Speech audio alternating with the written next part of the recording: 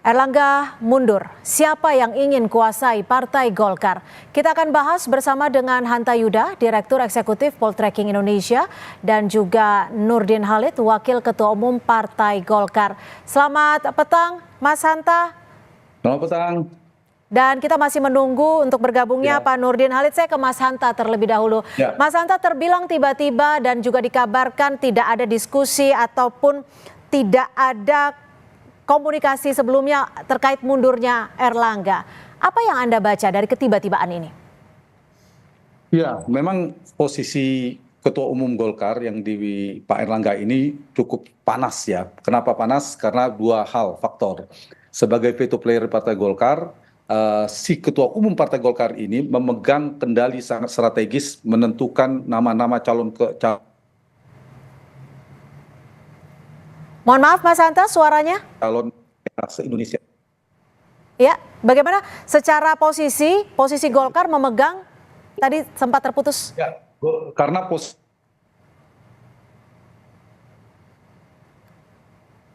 Ketua Umum Golkar ini sangat strategis per hari ini. Satu adalah dukungan tanda tangan Ketua Umum Golkar saat ini itu sangat menentukan calon gubernur, bupati, wali kota lebih di 500 lebih. Jadi ada momentum pilkada serentak. Jadi kalau Ketua Umumnya berganti, ada indikasi posisi-posisi wilayah strategis itu bisa berubah.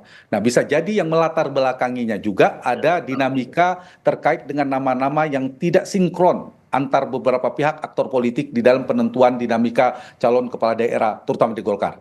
Yang kedua, posisi portfolio Ketua Umum Golkar itu sangat menentukan nanti di pergantian suksesi pemerintahan baru Prabowo Gibran, itu juga memiliki hak prerogatif tanda petik siapa menteri yang akan dikirim oleh Ketua Umum Golkar ke pemerintahan baru. Jadi dua kekuasaan sangat strategis itu yang membuat posisi panasnya kursi Pak Erlangga. Di saat yang sama kita tahu sebelumnya Pak Erlangga juga punya titik lemah terkait dengan kasus hukum misalnya yang sebelumnya sempat ada. Nah, ini yang kita bisa lihat bisa jadi berkelindan. Nah, kalau begitu apa penyebab yang mendorong mundurnya Pak Erlangga? Menurut saya ada dua faktor. Satu, faktor internal dan eksternal. Faktor internal yang ini adalah pola Golkar, karakteristik Golkar, yaitu di mana turbulensi faksionalisme atau faksionalisasi di internal Golkar itu biasanya menajam di beberapa momentum politik. Apakah menjelang pemilihan presiden, penentuan presiden dari Golkar, atau yang kedua bisa jadi ketika akan ada Munas. Nah, ini bisa jadi riak-riaknya sudah agak muncul. Misalnya ada suara yang menginginkan mendukung Pak Ganjar Pranowo pada saat itu, dan seterusnya. Kemudian ada suara yang evaluasi Pak AH yang sudah cukup lama, padahal kinerja elektoral cukup berprestasi Pak AH. Yang kedua faktor eksternal, ini yang menarik. Faktor internal ini adalah kemungkinan goncangan badai dari luar. Ya, biasanya kekuasaan yang tidak bisa jauh terkait dengan pengaruh di dalam Golkar. Nah, dari dua faktor tadi yang saya sebutkan itu yang melatar belakangi tampaknya Pak Erlangga tiba-tiba harus mundur sebagai Ketua Umum Golkar. Baik, sudah bergabung bersama kami Wakil Ketua Umum Partai Golkar, Pak Nurdin Halid. Selamat sore, terima kasih sudah bergabung. Saya langsung saja, Pak Nurdin, kalau tadi sempat disebutkan Mas Hanta ada turbulensi, ada riak-riak, ada goncangan dari luar. Betul seperti itu? Sebagai Wakil Ketua Partai Golkar ya, memang sebetulnya secara pribadi mengagetkan tiba-tiba Ketua Partai Golkar mengundurkan diri. Tetapi kemudian kita bisa memahami dan sangat menghormati daripada alasan yang sangat pribadi pengunduran diri Pak Erlangga Hartarto. Dan kami tidak membaca dan tidak melihat sama sekali ada turbulensi dari luar ya. Ya kalau pengamat ya bisa saja mengatakan seperti itu. Tapi kami secara internal di Partai Golkar sebetulnya baik-baik saja, tidak ada hal yang perbedaan yang menjurus kepada perbedaan yang bisa menciptakan perpecahan sebetulnya di Partai Golkar. Kita sekarang fokus konsentrasi untuk menangkap pilkada di mana Ketua Umum Pak Erlangga dan rapat pleno yang lalu kita mencanangkan untuk memenangkan pilkada 60%, dan proses untuk itu sekarang ini sudah menuju pada puncak untuk penetapan calon peserta pilkada itu. Nah, ini memang tiba-tiba Pak Erlangga mengundurkan diri itu alasan yang sangat pribadi dan tentu kita tidak bisa mengetahui apa yang sangat pribadi. Tapi begini Pak Nurdin, sebetulnya bahwa ya. Tapi kalau dari secara pengalaman Partai Golkar merupakan salah satu partai terbesar di Indonesia, pernah tidak ada seorang ketua umum yang mengundurkan diri atas nama pribadi tanpa konsultasi, tanpa diskusi terlebih dahulu, dengan alasan menjaga keutuhan partai? Eh, Sekarang partai itu sebetulnya kalau itu hanya alasan yang untuk kepentingan publik saja sebetulnya itu. So kalau secara internal sekarang partai sangat utuh ya, tidak ada hal-hal yang bersifat gonjang-ganjing, tidak ada hal yang sangat mengkhawatirkan untuk menciptakan perpecahan partai kemudian perlu dijaga keutuhannya. Sekarang Partai Golkar sangat utuh dan sangat solid ini. Dan ini termasuk sepanjang apa namanya tahun 2000 dari tahun 2014 sampai dengan tahun 2000 sekarang inilah Golkar ini partai apa namanya kondisi Golkar sekarang sangat solid dibanding 2015 ke 19 itu.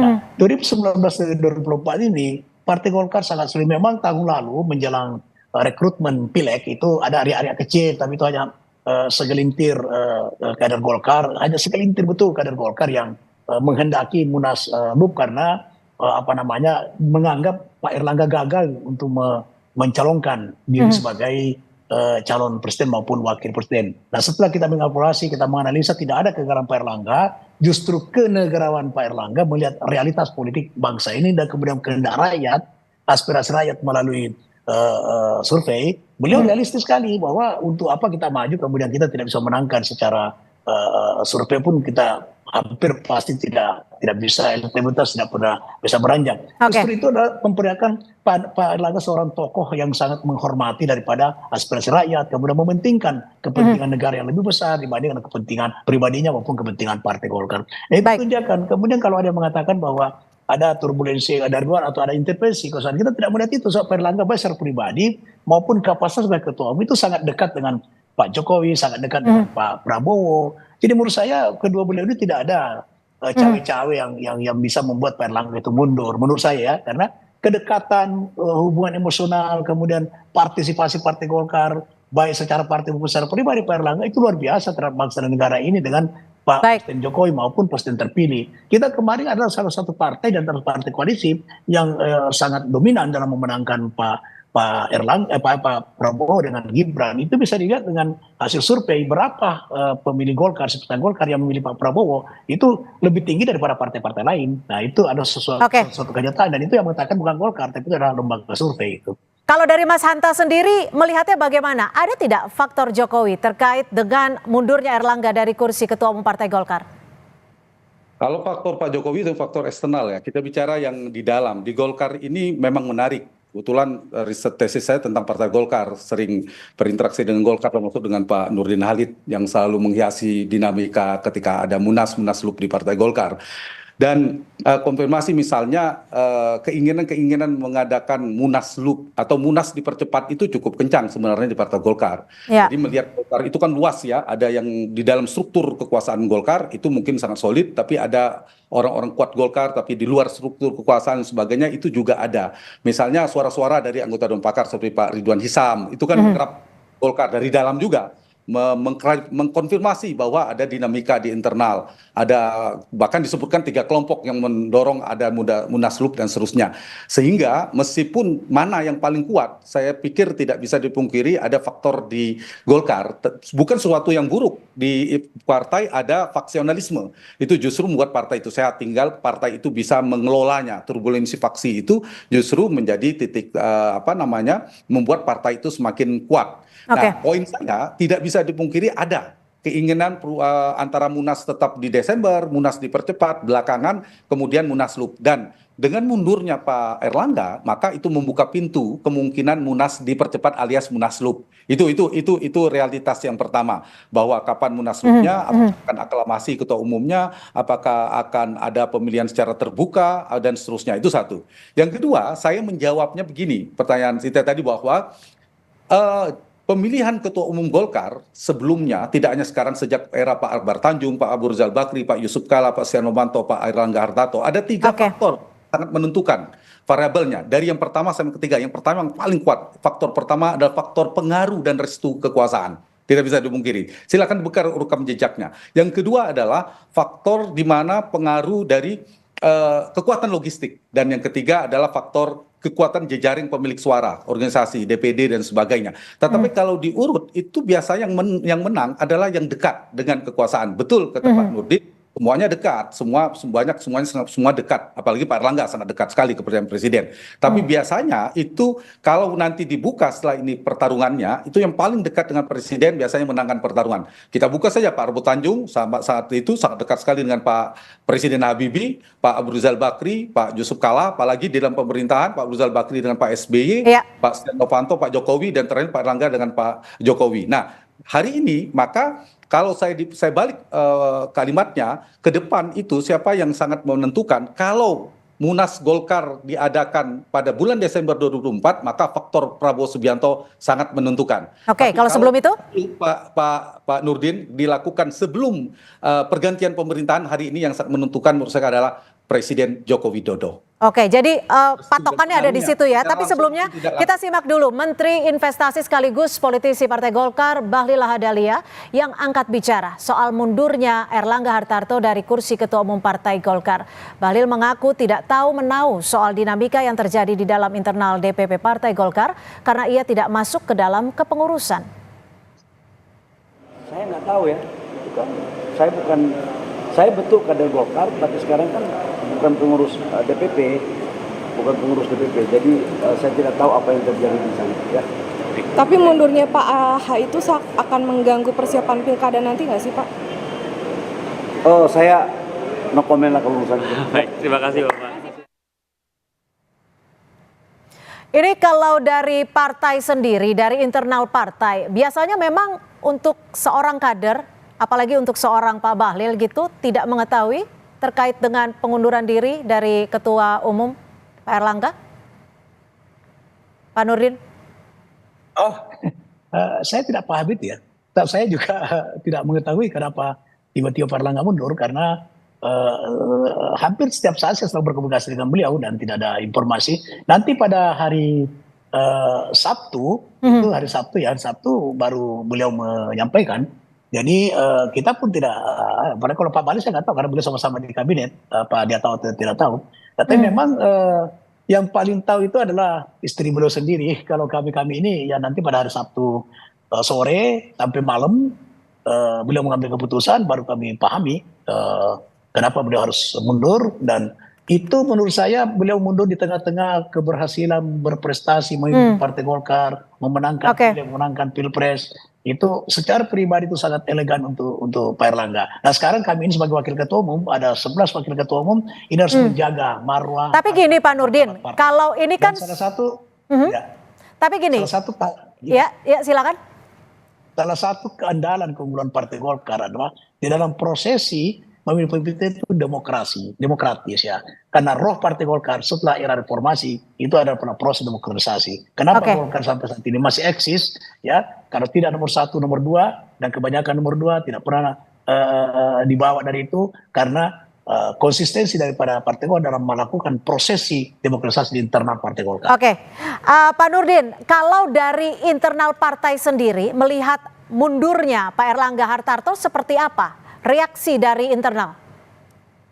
Ya memang sebagian besar daripada kader Partai Golkar, DPP maupun DPD 1 itu memang sebetulnya mengagetkan dan menyayangkan. Tapi setelah kita mendengar pertimbangan yang rasional, yang produktif ya demi eksistensi Partai Golkar ke depan, maka kami bisa memahami dan sangat mengerti serta memberikan apresiasi dan penghormatan yang sangat tinggi kepada Pak Erlangga karena jasa beliau yang luar biasa di Partai Golkar.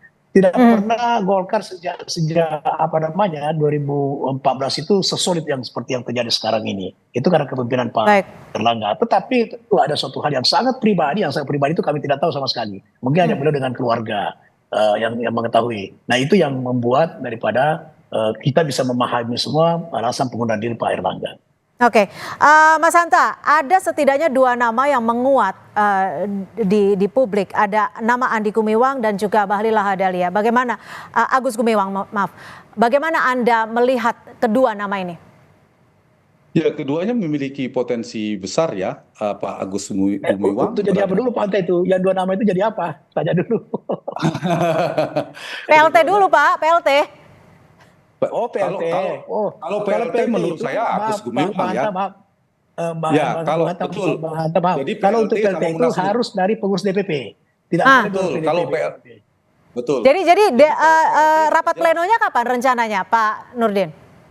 Rapat pleno insya Allah besok malam, insya Allah mudah-mudahan mohon doanya tidak ada halangan dan kami terus ini mulai hari ini kita berkoordinasi pada wakil ketua umum karena yang punya peluang untuk menjadi PLT itu adalah salah satu dari 11 wakil ketua umum. Ya. Oke, Pak kalau munaslupnya sendiri kapan nih Pak Nurdin? Karena kan sesuai jadwal Desember. Tapi tadi hitung-hitungannya akan mempengaruhi nih siapa sebenarnya yang akan mempengaruhi ketika itu diputuskan Desember atau lebih cepat sebelum Oktober atau saat masa transisi?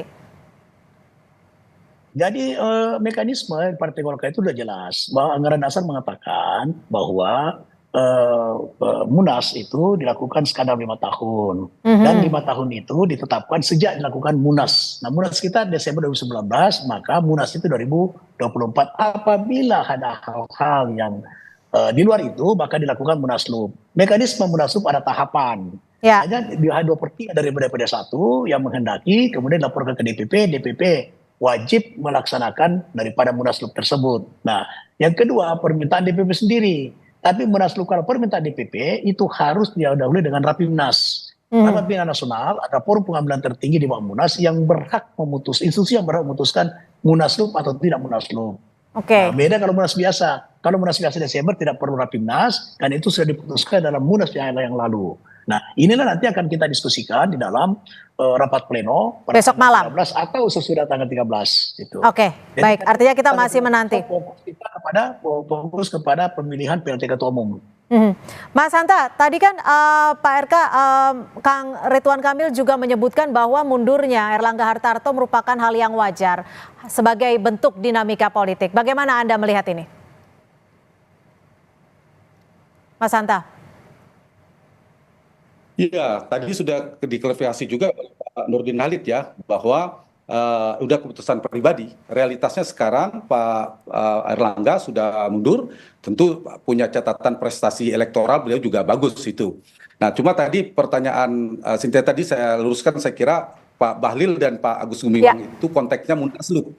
Kalau PLT itu memang Agus Gumiwang karena nama itu cukup kuat mengarah ke sana. Tapi kalau nanti Munaslup biasanya lihat mereka punya posisi publik, ketua DPRK, menteri, wapres, biasa itu menjadi kandidat kuat. Yang kedua biasanya mendapatkan restu dan pengaruh dari kekuasaan. Itu dua faktor yang dilihat, barulah nanti mempengaruhi pemilik suara. Nah, kalau namanya Munaslup menarik saya, kalau PLT saya kira sudah arahnya sudah jelas ya, harus satu di antara 11 waketum itu mungkin Pak Agus Gumiwang. Nah, Agus Gumiwang mungkin akan menjadi calon kuat dari kelompok struktur yang sekarang sudah ada. Bisa jadi nama Pak Bahlil seperti pertanyaan Cynthia tadi yang katanya sangat dekat dengan Pak Jokowi, tentu Pak Agus juga dekat. Yang ketiga bisa jadi Pak Bambang Susatyo yang hari ini sedang bersilaturahmi ke Pak Surya Paloh, bisa jadi akan masuk nama-nama itu, tiga kuatnya. Tapi di luar itu bisa jadi Pak Doli Kurnia juga bagus, Pak Nurdin Halid juga sudah sangat bisa jadi masuk jadi ketua umum banyak. Tapi tiga yang tadi saya kira sangat mungkin ya muncul dalam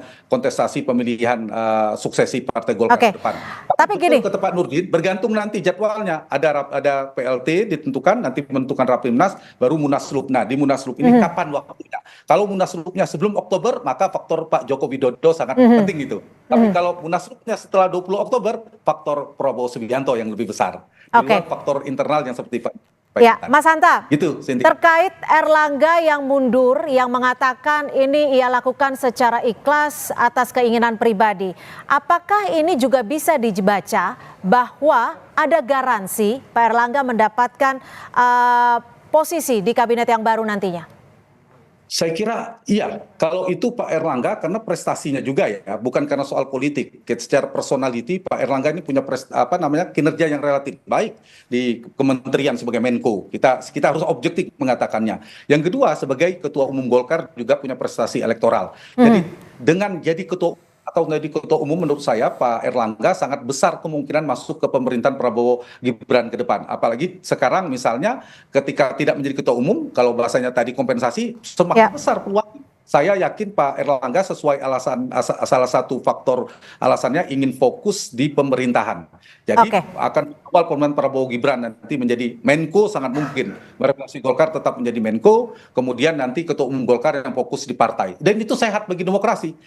Bagi demokrasi, saya setuju dengan Pak Pak Nurdin, kalau ada kontestasi Munaslup, mari Golkar memberikan contoh demokratis, terbuka, jangan aklamasi. Itulah pelajaran Golkar sebagai partai tua kepada partai yang lain, pemilihan ketua umum harus demokratis, terbuka. Yang kedua, di Golkar juga saya kira memberikan ruang kepada termasuk Pak Erlangga nanti setelah pemerintahan baru, saya yakin memberikan pembelajaran bahwa di menteri adalah Pak Erlangga dan lain-lain, ketua umum fokus mengurus partainya. Itu Cynthia. Baik, terima kasih. Artinya kita nantikan besok seperti apa rapat pleno Partai Golkar untuk menentukan PLT Ketua Umum dan juga apakah Munaslup akan diselenggarakan tetap di bulan Desember atau tidak. Terima kasih Pak Nurdin Halid, Waketum Partai Golkar, dan juga Mas Hanta Yuda, Direktur Eksekutif Poltreking Indonesia, sudah bergabung bersama kami di Kompas Petang. Selamat sore.